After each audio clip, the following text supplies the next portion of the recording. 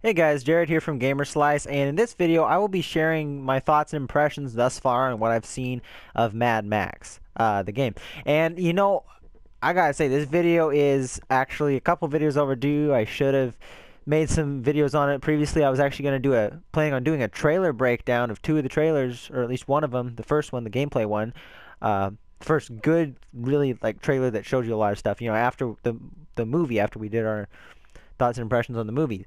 But yeah, I ended up actually at one point doing a breakdown, but we didn't record it.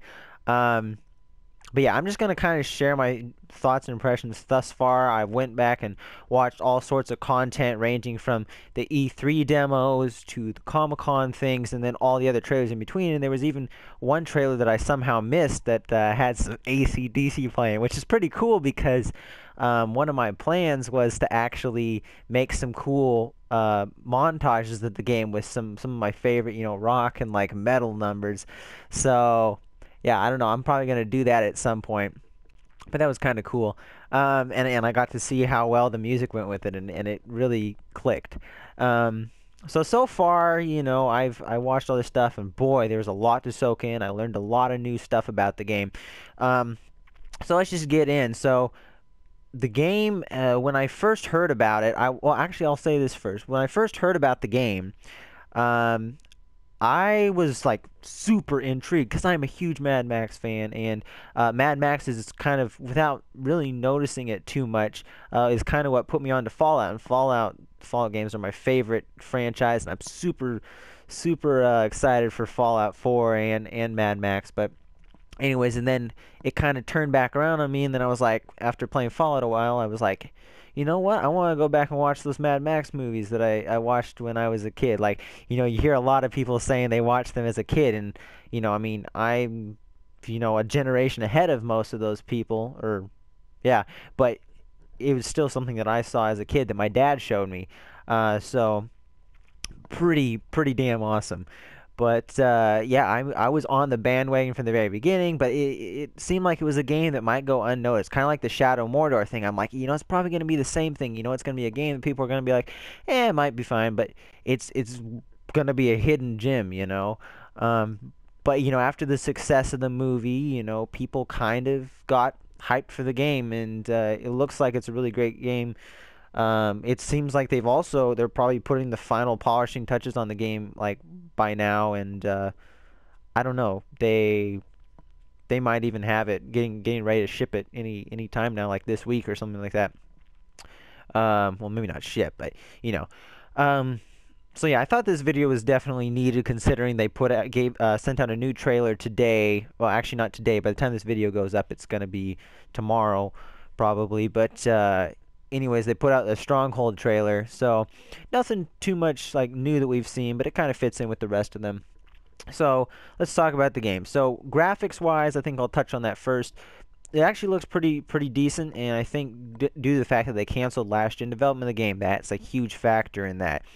But some of the earlier trailers, I know during especially that one scene where the war boys, they're taking away his interceptor from him and they're beating him up and leave him out there in the wasteland to die. Right there, some of the textures on his body and even on the car a bit seemed like maybe like PS3 textures. Like they didn't look too good, but it seems like they've polished that up in most scenes, and um, maybe it was just an older build of the game that they used to film that. I don't know, but so far from actual gameplay, the game looks amazing graphics wise, and the physics, man. Don't get me started on the physics. They're like as good, if not better, than the Just Cause 2 physics. And I always loved Just Cause 2, and I would just drive around in the cars, in Just Cause 2, and just it was like this is some of the most realistic, vehicle physics I've ever seen in a game. And the great thing was it wasn't even focused on vehicles mainly. It was just open world sandbox, and vehicles was just a big part of it.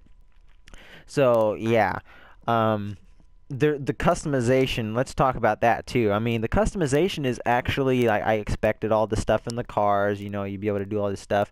But the fact is, you can even customize your weapons that you have on the cars, your shotgun that you carry with you, and even Max himself. So you know, there's more customization than I originally thought, especially for Max. Like, I wouldn't have thought that they would have included very much of that. Like, okay, maybe they'd have some skins that you can pick between, but it's just kind of like a preset thing. But no, you can, like, even like his beard. They have like 3 different beards for that, and they have all sorts of different shoulder pads and jackets and boots and all kinds of stuff. So they also said 60% of it, well, up to 40% of it you can do on foot, which is interesting considering the main focus is on the vehicles. I definitely wanted to see more of the hand-to-hand combat because they didn't show off too much of it, but watching some of these videos that people had posted of them playing it at Comic-Con and all that stuff, I got to see a lot more of the melee combat. And one of my concerns with the game at one point was like, okay, the melee combat kind of copies Batman and all that stuff, but it seems like it's not too polished. Well, from the stuff I've seen as of late, it looks much more polished than it was in the trailers before. Still maybe needs a little bit of work, but I think it can stack up. Like, obviously it's not going to be as fluid as the Batman games because that's just not Max's fighting style, but it shouldn't feel clunky. So the Wasteland, actually, you know, it's very open, and a lot of people were also concerned it was going to be desolate. I never really had that concern. I'm like, you know what? They seem to be handling it right, and yeah, I was right. The Wasteland actually does feel much more alive than, you know, you normally, well, maybe not alive, but like there's more stuff to, I mean, it is alive, but not maybe more alive than what I was originally thinking, but it does have like the locations and interesting places to find that you would want out of an open world game. So it seems like it's always going to keep you busy. And then there's the scavenging element in that too, which, you know, personally as a fan of Fallout, I would really, and I love playing New Vegas on like the hardcore mode. But I would love to see another mode in that where fuel and, you know, maybe not so much, basically just fuel. I want fuel to matter even more, which it does matter to some extent, but I can't remember in what thing it was, but there was some interview or something they did, and they said that one of the developers said that you may only have to refuel a couple times throughout the entire game. So either that means the game is shorter than what I'm expecting, because I'm expecting to easily get 80 hours out of it. And I mean, like a game like, Just Cause 2, I mean, I got easily 100 hours out of that, but I'm expecting to get at least maybe 80 hours out of Mad Max. You know, but I'd still be satisfied with, even if it was like 50, but I'd say any less than 50 would be kind of a letdown. So either the game is shorter than I think, which I don't think is the case, or he's just saying like you could be very conservative like that. But I think since fuel, you know, it's kind of interesting too, because in the old movies, fuel was this like precious commodity, and it still kind of is in the new movie and the game, but in the movie and in the game, you seem to waste a lot more fuel, like using all these explosives and all that kind of crap. So it doesn't seem like they put so much of a value on it. But I would like to see like kind of like a throwback to those movies and like a hardcore difficulty for the game that like makes fuel much more valuable, and maybe you lose health easier or whatever. Just like a really authentic Wasteland experience. But if they don't put that in there, I think I'll be fine. Before I wasn't so sure about that, but I've seen some interesting stuff in the game that seems like it's gonna make up for any of that. The car customization, as far as like the weighting of your car, how it like the weight matters, and like just equipping, maybe you put too heavy of an engine or a grill on the front, and you put too heavy a grill on the front, but you don't have a powerful enough engine, you know, your car will be like weighted down so much, and you can't move, you know, pretty much. So I think that's pretty neat.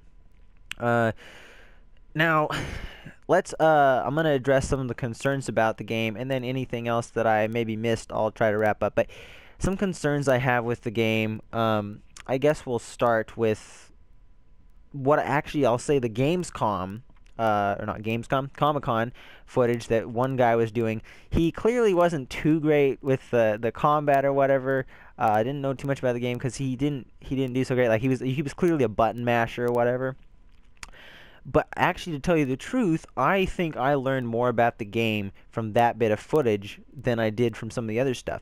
For one, I noticed that the game seems like it could be a little bit too easy based on how much health you have, because he ended up getting out of the car on foot in like this wide open area of the wasteland where there was like 2 or 3 bandit vehicles just circling him, and they kept ramming into him, and he kept getting hit by them. But multiple times, like he got hit and he just got up, and I'm looking at his health bar and it wasn't going down that much. And he did this like several other times throughout this like 20 minutes that I saw, and it seemed like he eventually died. But like, I don't know, he should have died like, I mean, the health, I mean, he should have died much quicker. So I don't know if they maybe had it on a super easy difficulty, or if that was just the thing that they had going for the demo. They made it easier for people so they could experiment with it easier. But if that is like even the easiest mode, I think when I start the game, I'm going to pick the hardest mode that they offer. So another concern that I have is that it seems like resources are maybe a little too easy to acquire, like the scrap, and like you might get some of the upgrades too quickly. However, it may not be too much of an issue. You know, I'll have to see. But you know, the fact that you have each car, and each car has like, if you have to buy the different, I mean, because there may be some upgrades or some parts that could potentially be carried over between vehicles. Like you could use a V8 engine on one vehicle or on a different vehicle, or you know, whatever. But if you have to buy each individual part for that separate vehicle, it may kind of break the, you know, immersion a bit in a sense. But you know, at least then you won't have an issue where you're like getting all the upgrades far too quickly. So another, not really concern, but an issue I have with the game is that in all the demos I've seen, there's always like a health bar above, not the individual enemies when they're on foot, but there's a health bar above the enemy vehicles.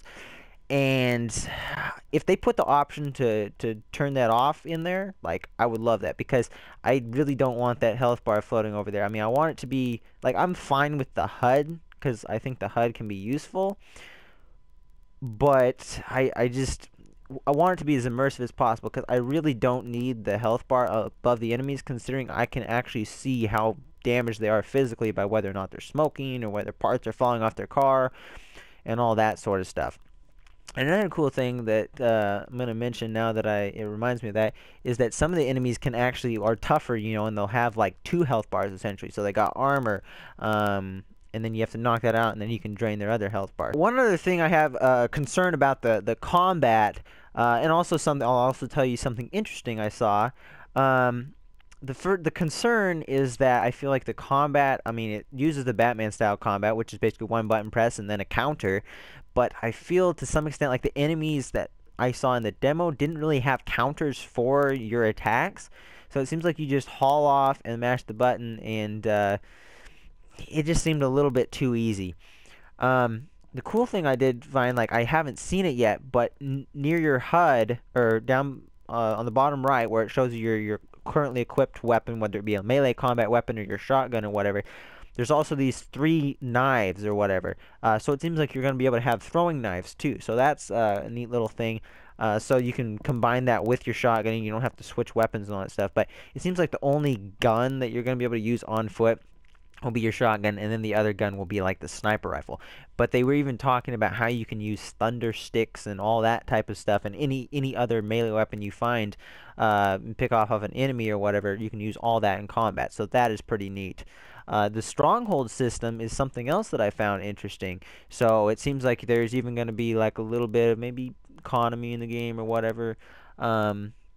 And they have like Thunderdome and all that stuff. So I'm interested to kind of see how these strongholds are going to work, because we have a little bit of information about them, but not too much. Another thing I'm curious about is what happens if your car gets destroyed out in the wasteland but you don't die. If you're going to be able, do you have to go back to a stronghold to get out of the garage, or what the situation is like that. I mean, don't worry, it's not going to be an issue as far as getting back there, because all you have to do is find another enemy vehicle, because you can pick up any enemy vehicle. And maybe that's how it's going to work, because in a sense the Magnum Opus is your creation and you upgrade it. So it's not literally like the V8 Interceptor that it's the car, like you don't want to touch it, you know, you just want to leave it the way it is. It's not like that. So it's not like your car could get destroyed, and basically then you need your Magnum Opus back. Just go steal an enemy vehicle and upgrade it as you choose. I think that's how it's going to work, and to me that seems like a really cool idea. So also from the ComCon demo, not really a demo, but it was just a guy playing it. One thing I found interesting is, and it also kind of shows how he may not have known too much of what he was doing, but he ended up equipping the Sideburns weapon, which is like the flamethrowers coming out of the pipes on the side of the vehicle, and he ended up wasting or using a bunch of it, which drained his fuel. So one of my concerns was that, for me personally, I feel like I want to refuel more. Like I don't want to be running out of fuel all the time, but like it would be nice if maybe once every 5 hours I get really low on fuel and barely make it by, or maybe even do run out of fuel and maybe don't have any with me, so I have to, maybe trek for, to a nearby location and find fuel, or maybe get in a bandit vehicle and go and find fuel canisters and then bring it back to my vehicle and refuel. I kind of want it to have some bit of immersion to it that actually makes me feel like I am in a dangerous wasteland and I feel like almost powerless without my vehicle. But so I think what I found out was a solution to that. So if I ever have an issue and I feel like it's too easy for me, I'm never having to refuel, I'm just going to use the Sideburns, just exhaust pretty much all my fuel there, so I can basically put my own little difficulty spike in there, if you will. So one other thing that I found very puzzling was that another thing I watched at the PlayStation Livecast, it was around E3 time, was that they had the game running on a television in the background of the interview, but then at some points they would cut directly to the footage and show it full screen. So it was the same demo that they've done at E3 for like IGN and for whoever else. They basically did it multiple times for whoever was covering it, but it was like the same thing. I know there was multiple takes, but this one seemed super familiar, like it was the exact same take that I've seen before. So maybe that one wasn't a live one. But the thing I found interesting was that the game was running on the TV and the camcorder was filming the interview in 60 FPS. Whereas, but the weird thing was when they cut to the footage, because it was the same footage, and you could see it was running on a PS4 in the background. So maybe they just optimized it to run at 60 FPS just for the demo. But whenever they cut to the footage and made it full screen, the game transitioned back to 30 FPS. So at first I was thinking, well, maybe could it be running on the PS4 at 60? Because everything I had seen before for the demos that was at 30 was all on the Xbox One. So I thought, well, maybe the PS4 has the capability to run the game at 60 FPS.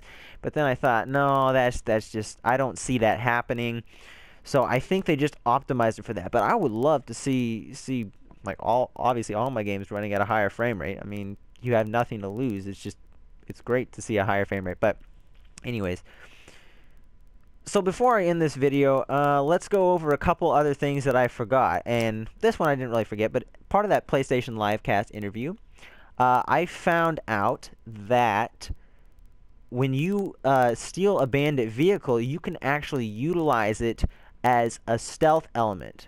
So what I mean by that is, if you will need to infiltrate like a bandit stronghold or whatever, but it may be hard just making a full frontal assault on it, you can actually steal a bandit vehicle, and if it's the right faction or whatever, you can actually pull up to the gates and then they'll welcome you with open arms, so you can infiltrate the stronghold via a disguise of sorts. So I thought that was pretty cool, and it adds something to the game that really, we haven't seen in very many games. It seemed like there might be, I mean, to some extent, like the Saboteur had that, but other than the Saboteur, I can't think of any game that had that. So that's pretty neat, and especially it's interesting in a world like, the universe of Mad Max, where generally you wouldn't think of that as even being an option. So it adds a little bit of depth to the variety of methods you can use to handle a situation. Another interesting thing that I observed is that as collectibles, they have like these pieces of pre-war history that you can find. Like in the demo that I saw, there was a picture of a girl with a stuffed animal or whatever before the war. So of course, as players, we know what it was like before the war, but it's still pretty cool to have these collectibles that tie into the universe and make sense as kind of like this something of sentimental value that might bring back memories that Max had. So it kind of in some ways is interesting because it's a collectible that brings out Max's human nature. Now, it may not have any sort of dialogue like when he collects them or anything, but I don't know. I think it's just a collectible that makes sense, and it's not just there for the sake of necessarily collecting it because, okay, there's something for you to do, but it fits in. I think potentially one of the most hurtful concerns that I have is probably the issue of maybe getting too much scrap and too much ammunition. So I think it could take what challenge there maybe is present in the game away. So I don't know, but that's something that we'll have to see. I think the ammo thing is something that seems apparent to me that it could be hurtful to the difficulty. But the scrap, though, I haven't got a good look at how the upgrading works, how much all these upgrades cost, and at what rate you progress and can unlock these upgrades. So the scrap thing may not be too much of an issue, but I still think regardless the ammunition concern is still going to be a factor even when I do play the game. So I hope I didn't forget anything. By the end of this, I kind of think maybe I should have been taking notes, but I just wanted to share my thoughts on the game and make this kind of an easy, relaxed video. But in conclusion, I would say that some of this game's strong suits, I think, are going to be a new, intriguing open world that we haven't seen before. Fast-paced, very physical, engaging, vehicle combat, done probably better than we've ever seen it before. And, maybe even a pretty good story, maybe a better story than what we've seen in any Mad Max movies so far. So, yeah. And other than that, I guess just you'll have a kick-ass time with it, great action sequences, and maybe quite a bit of throwbacks to the old movies. And also some fantastic customization for all elements of your character, both the vehicle and Max. I would say the Magnum Opus could pretty much be counted as its own separate character. As one of the developers said, like, at Avalanche, they treat the world as its own character, and that's where they start. Now, we'll have to wait till Mad Max is released to see, but I still think this could be a Shadow of Mordor to some extent. Where it does kind of go unnoticed. Like, it does seem to have more hype built around it so far than Shadow of Mordor does, but I still think it's something that maybe is running fairly low on most people's radar, where on mine, it's one of the most anticipated games of the year, like right next to Fallout 4 and Metal Gear Solid 5. So, yeah, I hope I didn't miss anything, but yeah, that's just my thoughts on the game so far. I'm really excited. Remember, the game launches September 1st, and I would encourage all you guys to go get it. Maybe I shouldn't say that, but I don't know. I trust that Avalanche is going to do a great job. They have a good track record so far, and I don't think they'll let us down now.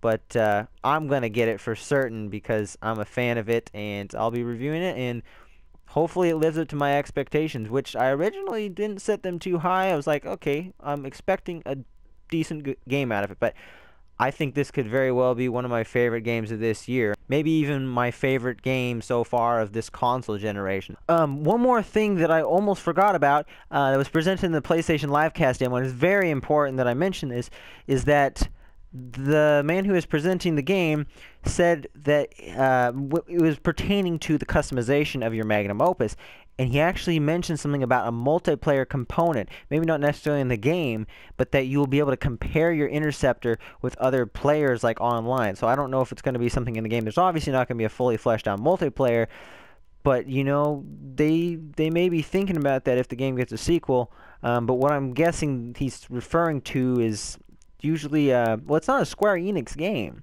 but I know for like Just Cause 2, maybe it had something to do with like an Avalanche thing, but I'm pretty sure Sleeping Dogs had it too, is that they had like the online thing. You could go into the website, register your game or whatever, and you could track your stats. But maybe they're going to integrate a similar thing into Mad Max, or just on a website, or maybe even into the game itself. I don't know, but that sounds interesting, that there is going to be some sort of, he called it multiplayer though, so maybe that's a bit misleading, but just thought I should mention that.